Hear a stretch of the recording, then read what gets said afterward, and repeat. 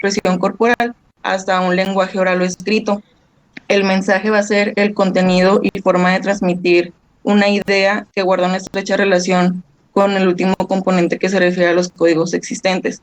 Y estos códigos existentes van a ser los símbolos compartidos sin los cuales no se puede entablar una relación entre personas o grupos.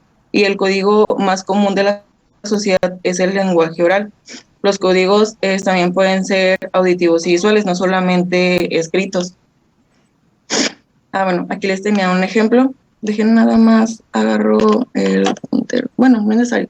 Aquí el emisor pues, es el hombre rubio, el receptor es el hombre con la mano levantada, el mensaje es la pregunta que está haciendo este hombre rubio, que es ¿cómo estás, amigo?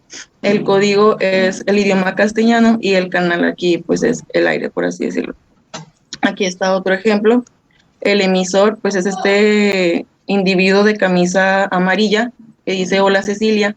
El receptor va a ser Cecilia, suponemos la niña que se encuentra del otro lado de la imagen y ya pues dice hola Fabián. Aquí en este momento la niña pasa a ser este emisor y Fabián pasa a ser receptor. Aquí, bueno, no sé si se vea el puntero.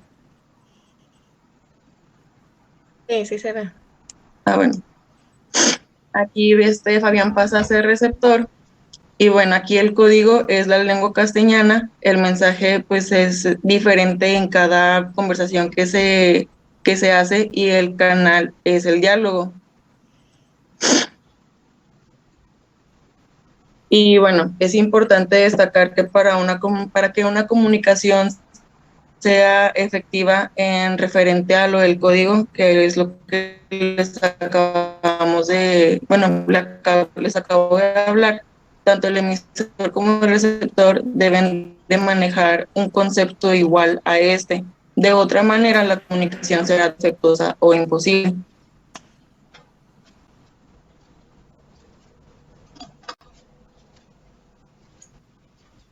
Bien, nada más que aquí hay algo que es importante diferenciar, aunque usted lo explicó, ¿verdad? Hay, la primera parte era la información y la segunda parte era la comunicación. O sea, no es lo mismo. Es que eso lo va a explicar mi compañera que sigue porque sigue en el documento. Ok. Sí. Ok, sí, está bien. Pensé que ya había terminado con eso. Muy bien, sigan.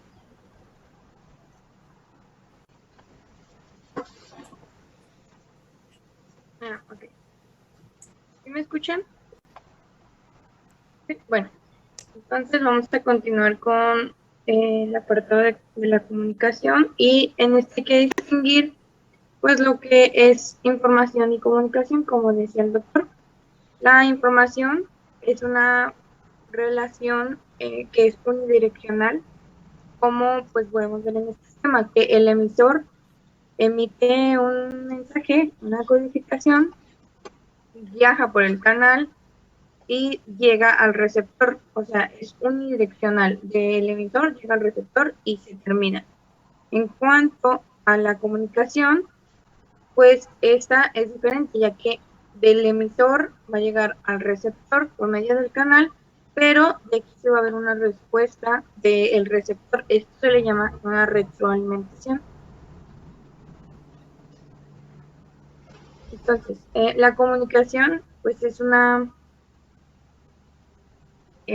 bueno, se definen diferente.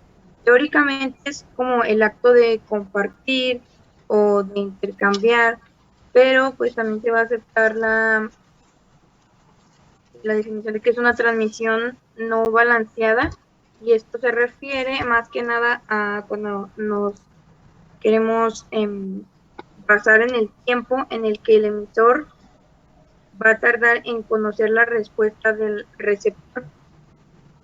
Esto pues se observa más en la comunicación generada por los medios, que como es la televisión o las redes sociales, ya que aquí no hay una relación directa inmediata de cuerpo, o sea, presente entre un emisor y el receptor.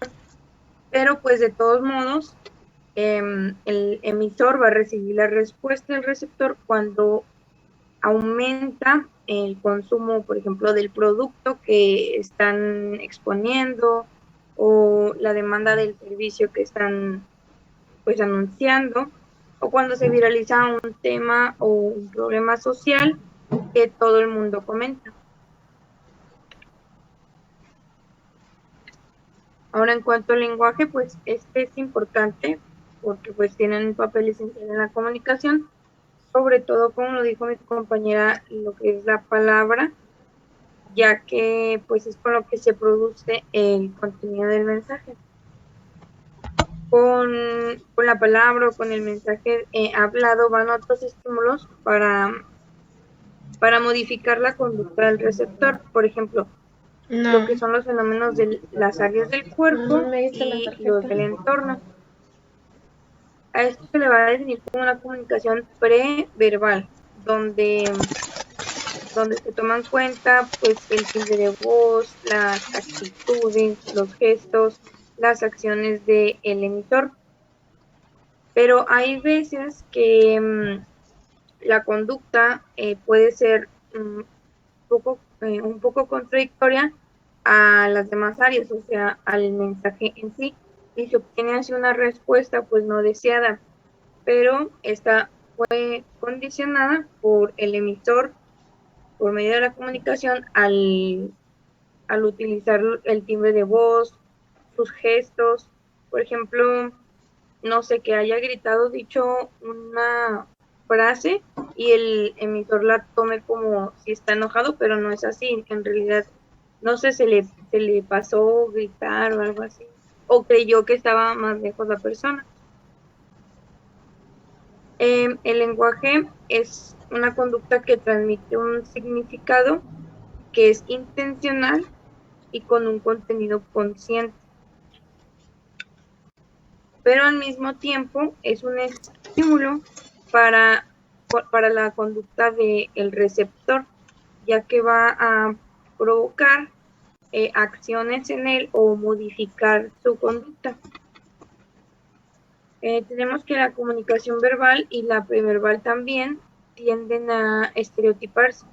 O sea, cada individuo o grupo tiene unas técnicas de comunicación distintas que van a limitar y controlar en la comunicación entre ellos. Por ejemplo, en las frases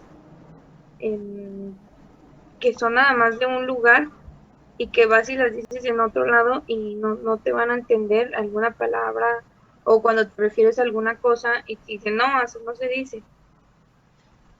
Y pues básicamente es eso, que hay que utilizar lo mismo para poder entenderlos, como también lo mencionó mi compañera.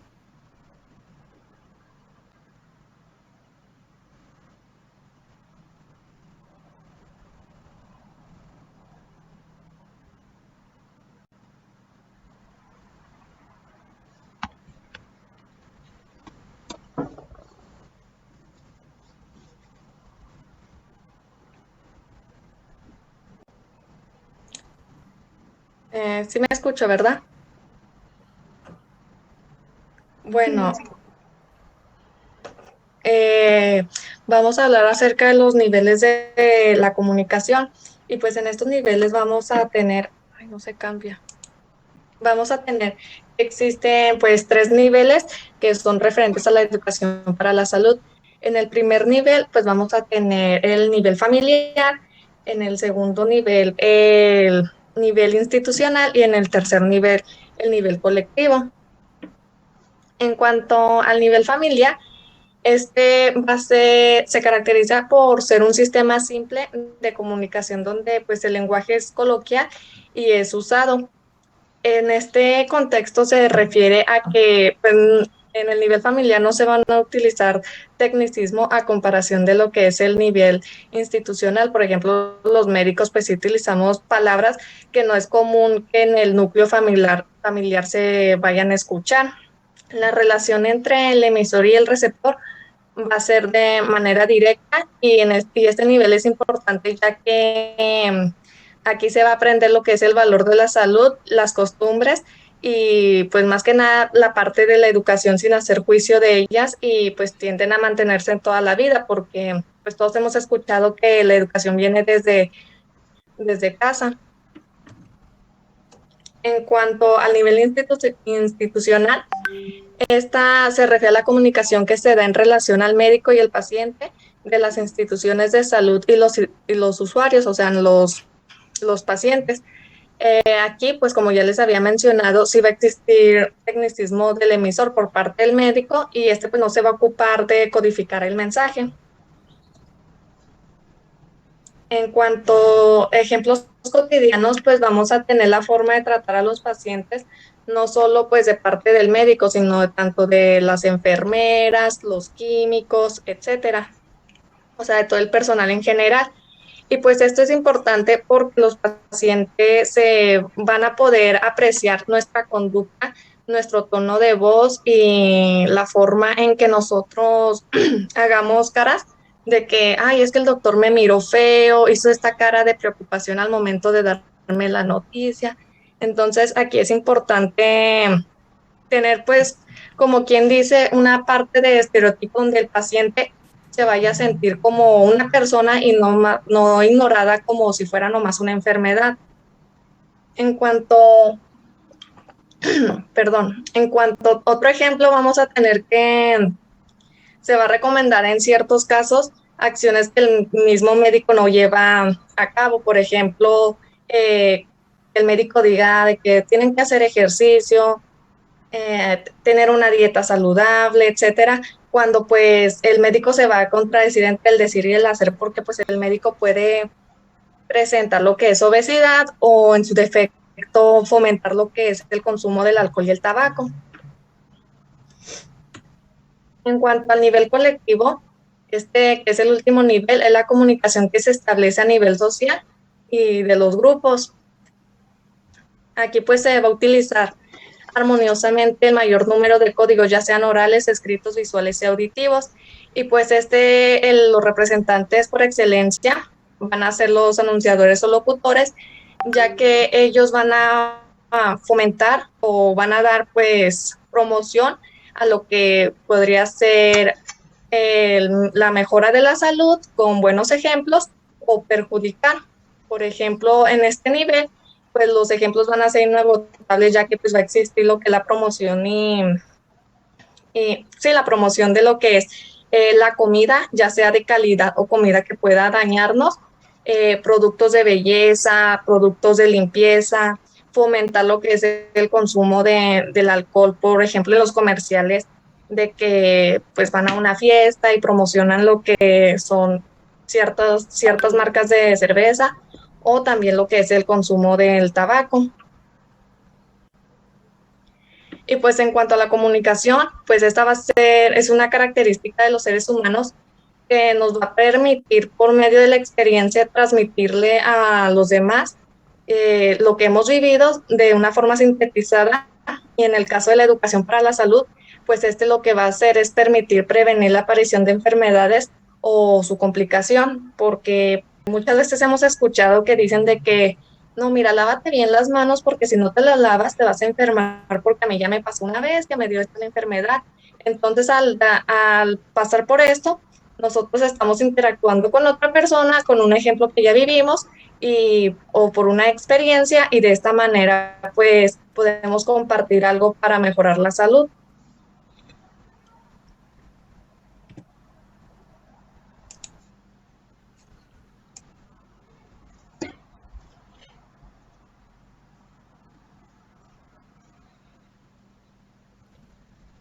Buenos días, vamos a continuar con el proceso enseñanza-aprendizaje.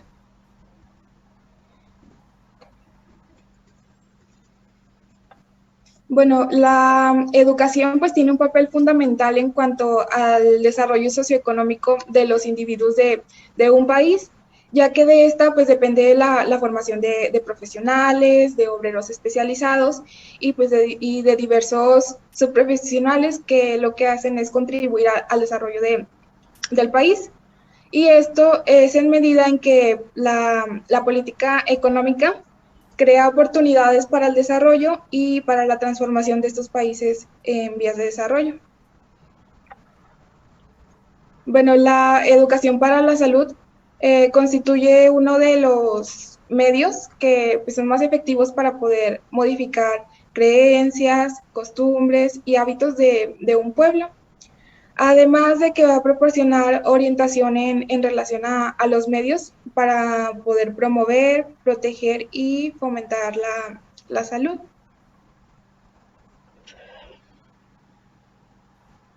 Bueno, la educación para la salud pues se ha enfocado como todo un sistema que tiene una planificación central y que puede ser llevado a cabo a diversos niveles operativos a través de las propias estructuras de la educación. Esto como parte de las disciplinas formativas del individuo.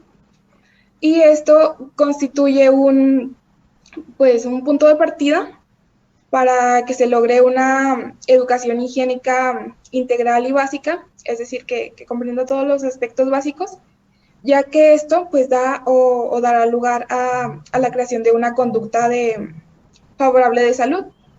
Y esto requiere la concepción de un proceso que sea guiado de manera ordenada y metódica, pero no esté forzosamente y en todos los casos ligado pues a un sistema de servicios médicos o de atención médica.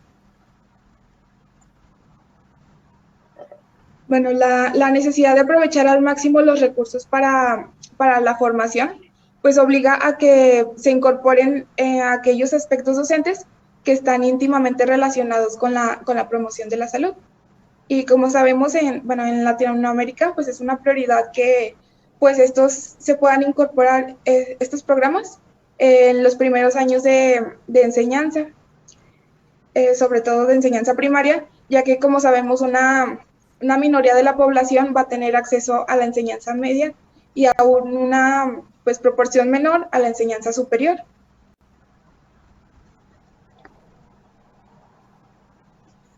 Bueno, la educación para la salud en los niveles superiores pues debe verse o considerarse hasta cierto punto como especializada, y esta debe tener relación con el campo profesional que pues es inherente a la capacitación que busca cada individuo.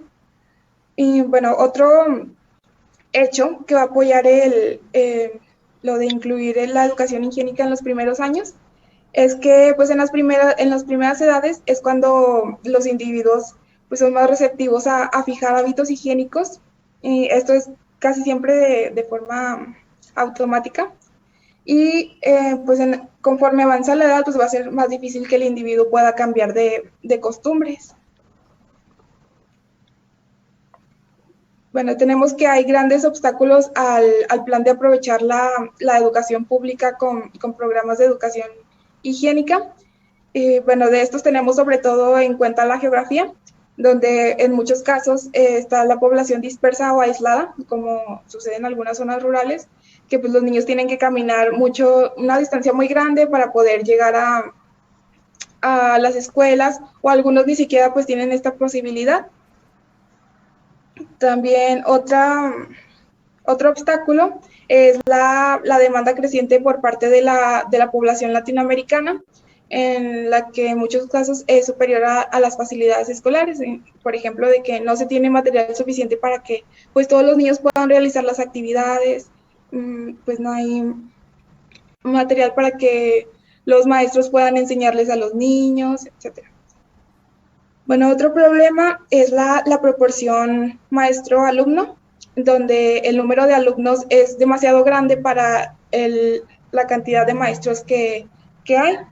O también está el problema en donde se disminuyen las jornadas de los profesores, esto con el objetivo de que se pueda abarcar un mayor número de alumnos, pero esto disminuye a su vez la calidad de la atención pedagógica, y en particular en lo que se refiere a los aspectos higiénicos.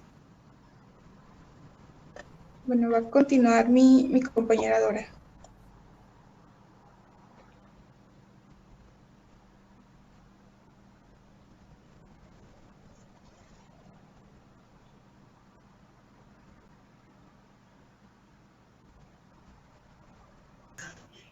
Me dicen si ya lo pueden ver. Ya se ve. Ok, gracias. Bueno, vamos a continuar con el tema que estaba pues exponiendo mi compañera. Aquí pues vamos a tener carencia de buenos servicios sanitarios, tanto como de la cultura que se le hagan a las personas, como pues de las materiales para poder llevar a esta a cabo.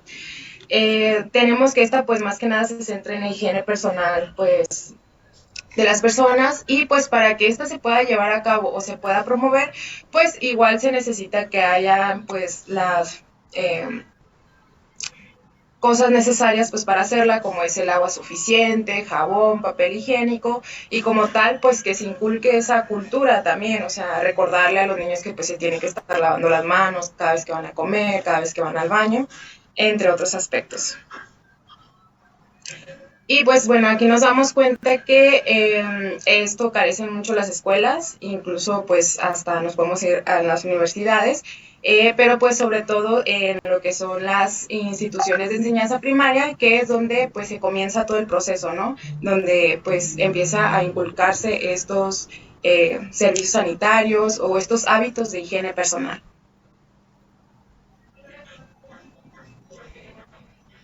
Vamos a tener pues como tal que deben de ir de la mano pues los procesos educativos.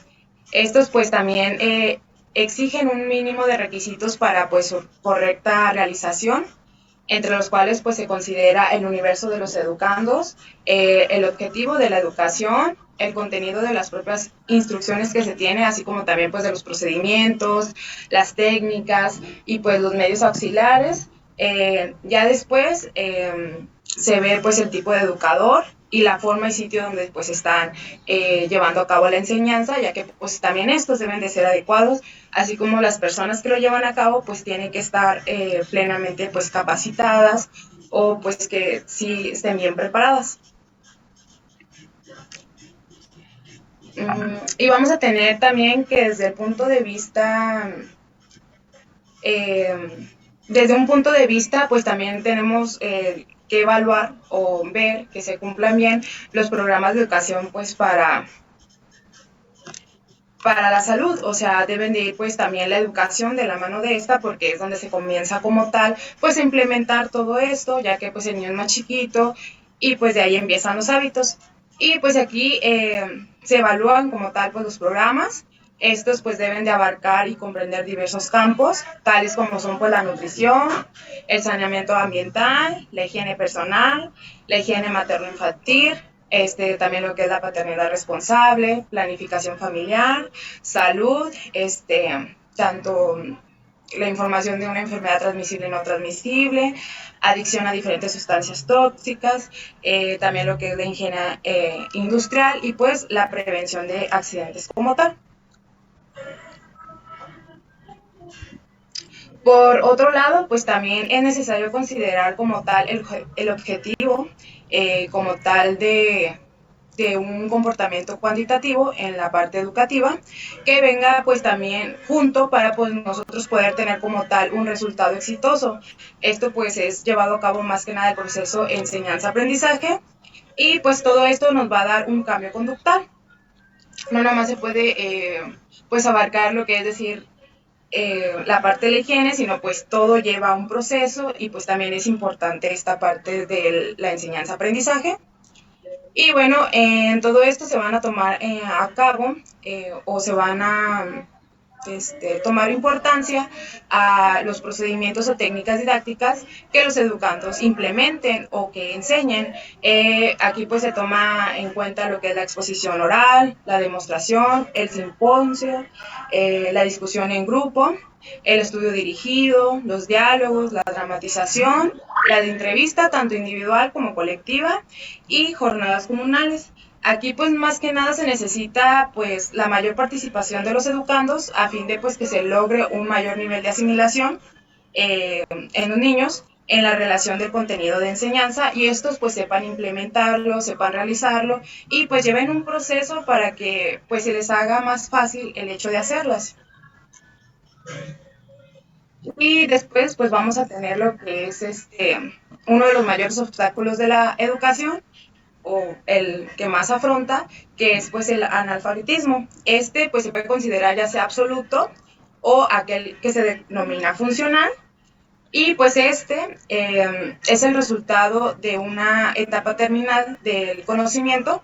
Aquí pues no se sabe leer ni escribir, y pues aparte se considera que este pues no se utiliza con el fin de llevar a cabo un progreso o un desarrollo como tal intelectual en el campo que se esté desarrollando.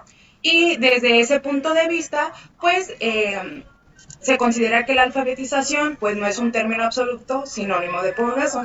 Y pues en esto se tiene que tomar a cabo o se tiene que considerar varios aspectos, como es pues el país que se está evaluando, ya que como sabemos, pues en diversos países latinoamericanos hay problemas de este tipo por el hecho de que pues hay muchas culturas, y el hecho de que muchas culturas se cierran solamente a ellas, tienen su propio lenguaje. Por ejemplo, podemos hablar de los indígenas, tienen su propio lenguaje, sus propias tradiciones, su propia ética, y pues no, a veces muchos de ellos pues no tienen las facilidades para abordar una evolución por el mismo que están aislados, o pues por el hecho que también no tienen como tal las herramientas.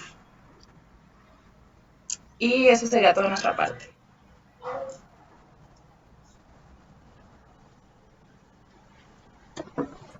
Ok, si quiere ya retirar la presentación.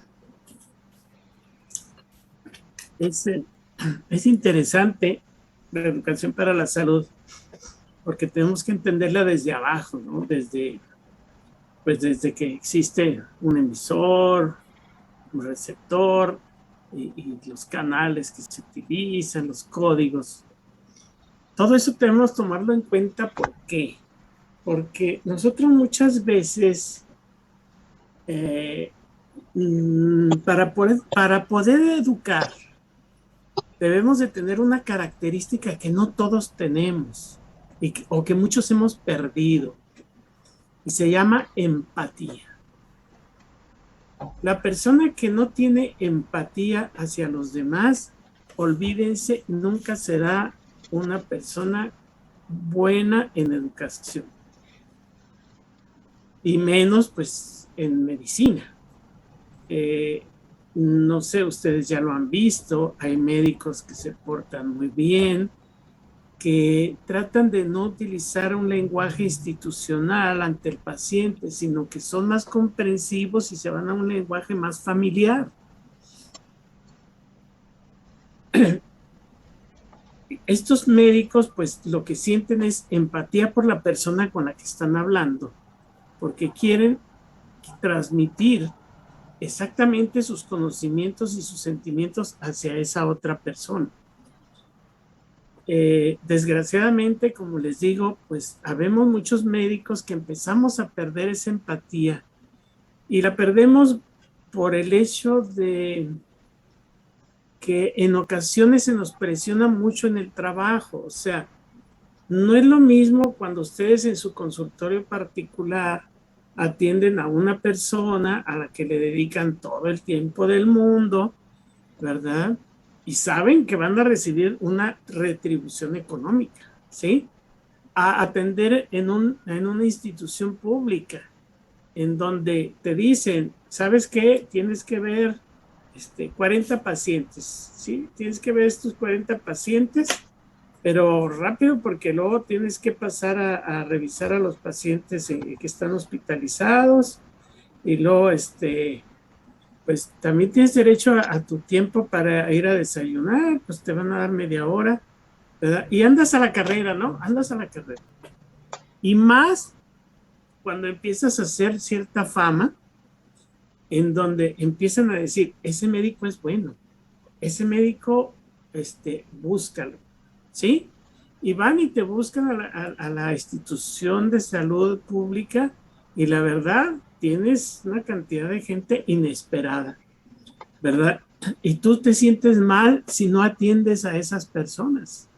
Entonces empieza a disminuir un poquito la calidad de la atención, y empieza a disminuir la capacidad del médico, ¿verdad?, de comunicarse correctamente con esas personas. Entonces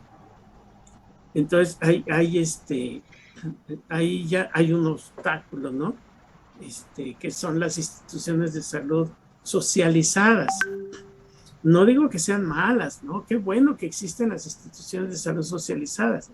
El problema es, como les digo, que luego la sobrecarga de trabajo, pues obliga a que el médico empiece a cambiar su conducta por todas las cosas que tiene que hacer o se le obligan a hacer, ¿verdad? Ahora, les comentaba desde un principio, hay que diferenciar siempre entre lo que es la información y la comunicación. No, son cosas completamente diferentes. Yo informo cuando les digo algo que quiero que sepan, pero no espero ninguna respuesta. O sea, vamos a suponer que yo hago un tríptico sobre cierta enfermedad y se los entrego a los pacientes en la sala de espera, sin darles una plática introductoria o sin esperar una respuesta de ellos hacia el tríptico que yo les estoy entregando. Yo les estoy entregando que información. Es como leer un periódico. Cuando ustedes leen un periódico o ven la televisión, están recibiendo información, ¿sí? Comunicación ya es otra cosa, porque decimos que en la comunicación existe retroactividad. Sí, estamos esperando una respuesta y la respuesta la vemos, ¿sí? Ok, habrá gentes o hay gentes que dicen, está bien, pero los medios de comunicación, aparte de que informan, también son comunicación, por eso les llamamos a veces medios de comunicación, no nada más de información, sino comunicación. ¿Por qué? Porque entonces podemos medir el impacto que nosotros tenemos dentro de nuestras palabras a través de otros medios, a través de otras formas. O sea, si yo pongo en la televisión un anuncio de que debe de vacunarse contra la influenza y que la vacuna empieza a tal fecha, y cuando empieza esa fecha yo veo mucha gente, significa que mi información se convirtió en comunicación. ¿Por qué? Porque estoy obteniendo esa respuesta, ¿sí? Si yo digo, hay que vacunarse contra el coronavirus, entonces, y la gente se vacuna, estoy obteniendo una respuesta. Entonces también los medios de información se defienden y dicen, no, nada más somos información, somos comunicación. Pero ¿cuál es el problema cuando estamos hablando de información y comunicación? Los sesgos, ¿sí? Debemos siempre diferenciar entre una noticia y una opinión. ¿Por qué? Porque nosotros somos muy dados. Vamos a suponer que ustedes sean muy católicos. Ustedes sean muy católicos. Y les toca ir a dar una plática médica, obviamente, sobre el aborto, ¿sí? Si ustedes se concretan a expresarles a ellos la información científica en relación al aborto, pues entonces es lo correcto. Pero ¿cuál es el problema? Que yo soy muy católico y aprovecho la situación para dar mi opinión. Pero en ningún momento digo que se trata de mi opinión, sino la revuelvo entre la información, la voy revolviendo mi propia opinión entre la información. ¿Qué es lo que sucede? Que la gente da por hecho o considera que es una verdad lo que yo le estoy diciendo. Y sin embargo yo estoy sesgando la información que yo estoy dando, la estoy sesgando con mi propia opinión. Esto es muy común en todos nosotros, ¿sí? Entonces, cuando ustedes vean la televisión o vean un periódico o vayan a una plática en un centro de salud o en una comunidad, o les toque a ustedes dar esa información, procuren no sesgarla, no entremezclen su opinión con lo que están tratando de informar, porque entonces sí confundirán a las personas. ¿Me explico? Y es muy, muy, muy dado de los médicos que tienen ciertas preferencias el incluir o revolver información con opinión, ¿sí? Entonces, debemos de cuidarnos mucho de no hacer esto. Y obviamente, debemos de cuidarnos que tampoco la información que nosotros recibamos, no la diferenciemos entre una opinión y una información, ¿sí? Porque entonces nuestra vida también será confusa. Tendremos entonces nosotros... Es que así somos, mire. Cuando nosotros leemos un estudio de investigación, así a veces hasta nos parece aburrido, ¿verdad? Pero cuando lo platicamos, pues le agregamos cosas nuestras para hacerla más sensacionalista. Incluso exageramos a veces, ¿verdad? Pero la culpa es nuestra, nosotros mismos la estamos regando, con quien dice, o aprovechamos esa información que tuvimos para expresar ciertas opiniones nuestras. No debe de serlo, no debe de ser. Entonces, siempre debemos de estar muy listos ahí. Entonces, los niveles de comunicación pues son muy importantes, ya dijimos. El primer nivel, ¿por qué es importante dentro de educación para la salud? Porque ustedes pusieron, hasta lo subrayaron. Cuando uno es niño, uno no contradice o uno no juzga a la información que uno está recibiendo, ¿no? La toma tal cual, la toma tal como viene. Si te dicen, tienes que lavarte los dientes 3 veces al día o después de cada comida, el niño lo hace. El niño lo hace desde un principio sin preguntar, ¿sí? Sino porque sabe que lo tiene que hacer, o lavarse las manos antes de ir a comer. Anda, ¿ya te lavaste las manos? No, pues va y lávese las manos, ¿verdad? Y lo toma uno como después una costumbre, ¿verdad? Son buenas costumbres, obviamente, ¿verdad? Pero nosotros decimos, y siempre lo hemos dicho, ¿cómo se les ocurre dar educación sexual a un adolescente? ¿Por qué? No, es que no debemos, porque si le damos educación a los niños, los vamos a corromper, se van a volver unos degenerados. No. La educación sexual debe de empezar desde la niñez, precisamente. Porque yo no sé si se acuerdan ustedes, pero desde que son niños, ustedes son seres sexuados. ¿Sí? Que nosotros tratemos de no verlo es otra cosa, pero ustedes son seres sexuados. Y muchas veces por la falta de la información sobre la educación sexual, pues sus tendencias se equivocan, se convierten, se van por otro lado, se sesgan. Entonces, no podemos pensar que la educación sexual debe de ser directo a los adolescentes, porque cuando nosotros tomamos un adolescente y le queremos convencer de algo, es muy difícil de convencerlo. ¿Por qué? Pues porque sus hormonas ya están acá arriba, ya despegaron, andan así, pero alocadas, exaltadas. Ya no les importa mucho lo que ustedes les están diciendo. La educación sexual debe de empezar desde que son niños, cuando todavía no tienen ese torrente de hormonas que los hace cambiar o no entender las cosas que se les está diciendo. ¿Por qué? Porque su cuerpo les dice una cosa y el maestro o el médico les está diciendo otra. Entonces es muy difícil, eso es muy difícil, ¿sí? Entonces, la educación sexual debe de empezar desde niño, ¿verdad? Ahora, ¿para qué sirve pues la educación para la salud? Así en una sola frase. La educación para la salud nos sirve para modificar conducta. Modificar conductas, ¿sí? Si yo tengo una mala conducta, vamos a tratar de modificarla, ¿sí? Y de hecho en sí la educación lo que hace es modificar conductas, nos va forjando, nos va formando.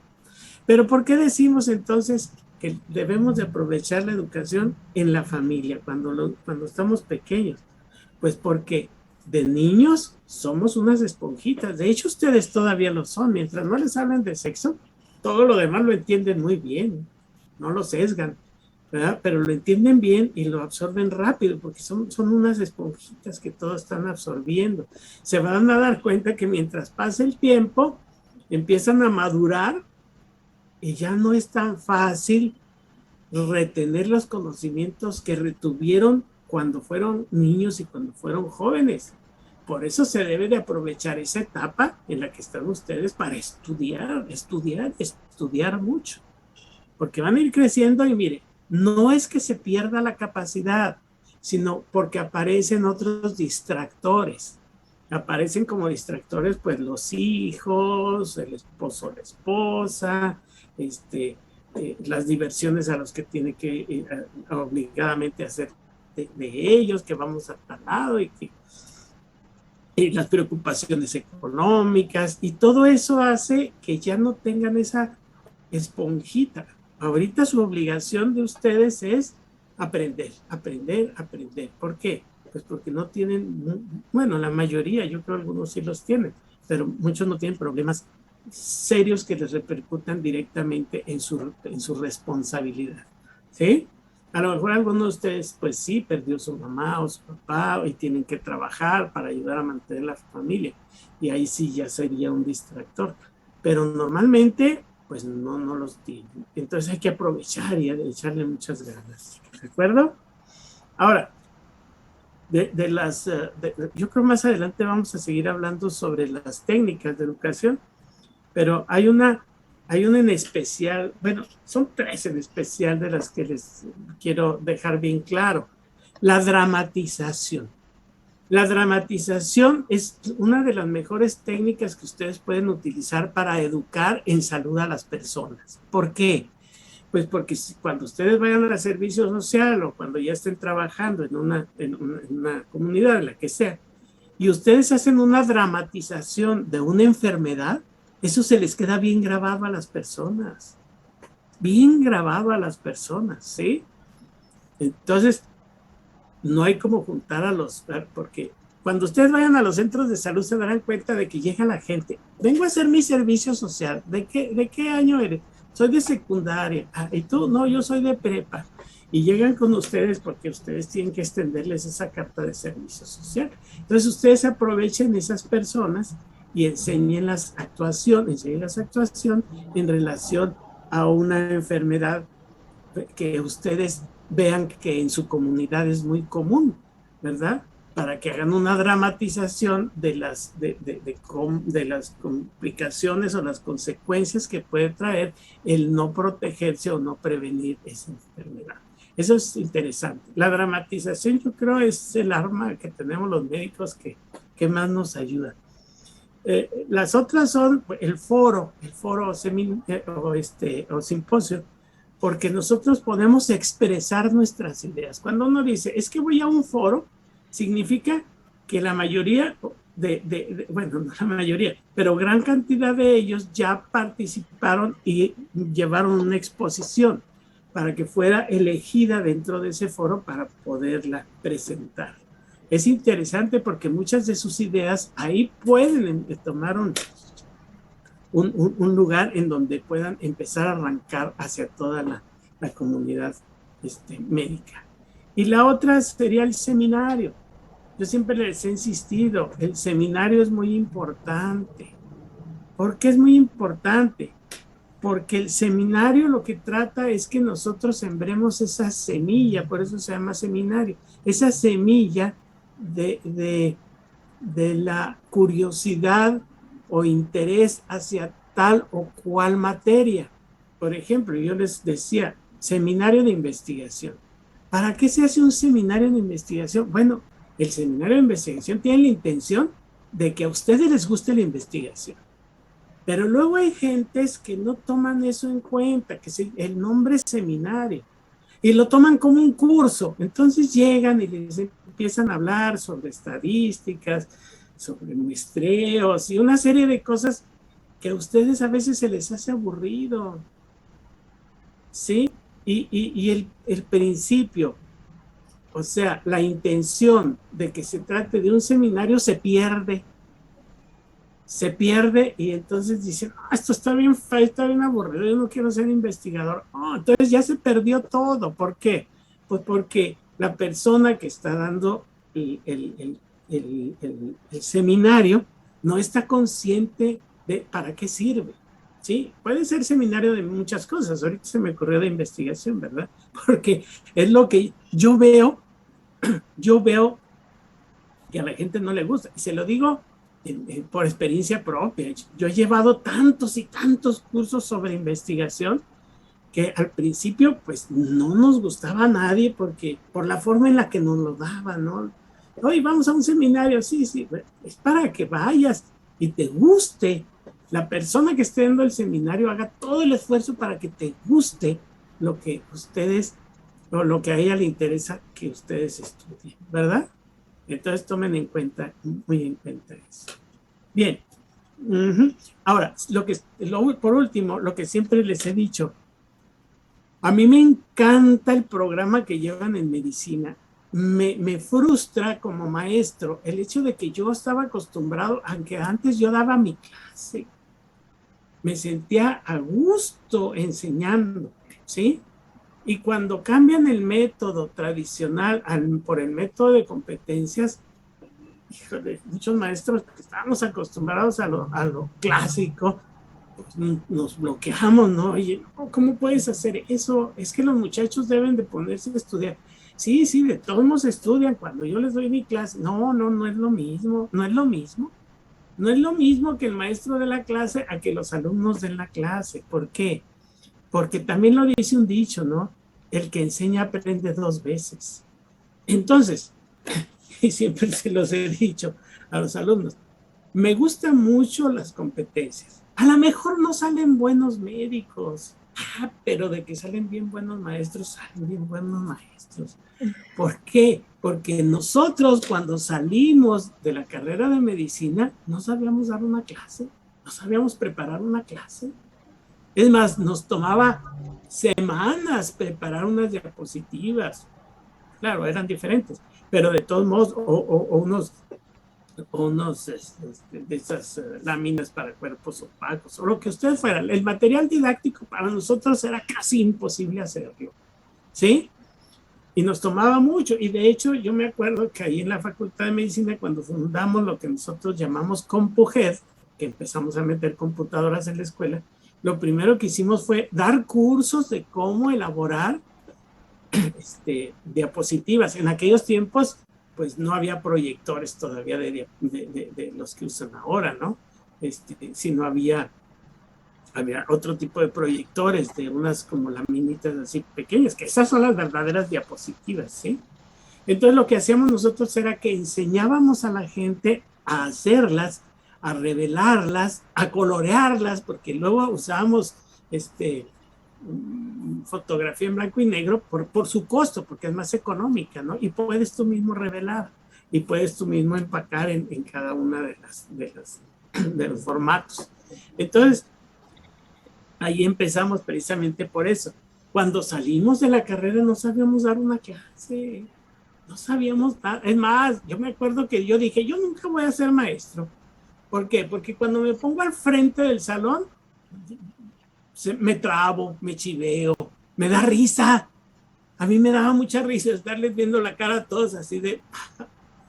Y no podía, yo dije, yo nunca voy a ser maestro, nunca, pero desgraciadamente uno aprende a fuerzas. Desde que llegas al internado y te dice el adscrito, oye, necesito que me prepares una clase. Sí, ¿cómo no?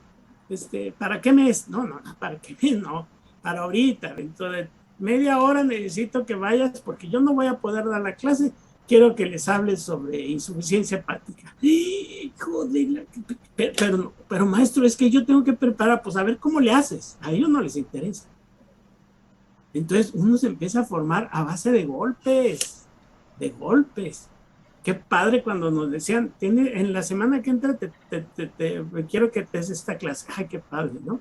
Ya tenías de perdido una semana para prepararla, trabajando todos los días y toda la noche. Y ahora ustedes veo que preparan una clase en 15, 20 minutos. Listo, maestro. carajo, ¿verdad? Han aprendido mucho, van a ser muy buenos maestros y eso es bueno. Ahora, si aprenden medicina, pues van a ser excelentes médicos, ¿verdad? Muy bien. Ok, chicos. Entonces, ¿alguna duda, pregunta, comentario? Se nos acabó el tiempo. ¿Qué horas son? Ah, no, todavía tenemos. ¿Alguna duda, pregunta, comentario? No, Ángel, Alejandra, Emily, Sofía, Dora. Fernanda no digo nada porque ya hasta apagó la luz. Fernanda P. Pues ya no la ve. No sé por qué no se ve, doctor. No sabe por qué no se ve. Porque le falta luz, ¿no? A lo mejor. Pero aquí estoy. Y no tengo ninguna duda. Te lo juro que no la veo. Veo un sillón y una silla. Pero usted En mi no... cuarto no tengo sillón. ¿Qué es eso que se ve ahí atrás de flores? No va a ser un fantasma. Flores, no, tampoco hay flores. No, es que se ve algo floreado. No. Miedo, qué miedo. A lo mejor se trabó. A lo mejor porque... Pero no, aquí estoy, le digo, no tengo ninguna duda. Ah, bueno.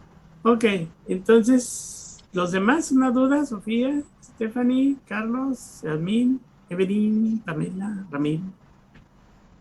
Fercita. ¿Quién es Fercita? Fernanda, nada más que mi laptop no prendía y entré en mi celular. Ya ve que yo le hago así, pum, para nombrar lista y luego después lo paso a la lista. Van a decir, Fercita no se encuentra, no es de este grupo. Bueno, ándale pues, chicos. Entonces nos vemos mañana y le continuamos con la segunda parte. Acuérdense que tenemos que irnos rápido porque la semana que entra ya terminamos. ¿Sí? Nada más este tema y el que sigue de saneamiento ambiental, ese yo no le doy mucha importancia porque ustedes ya vieron mucho de saneamiento ambiental, ya llevaron ecología y esas cosas, ¿verdad? Entonces no hay mucho de qué hablar nuevo, ¿verdad? Pero bueno, de algo que les llame la atención hablamos, que sea referente a la salud pública. Bien, nos vemos pues mañana también a las 8 de la mañana. Sí, aquí a las 8 nos vemos, ¿de acuerdo?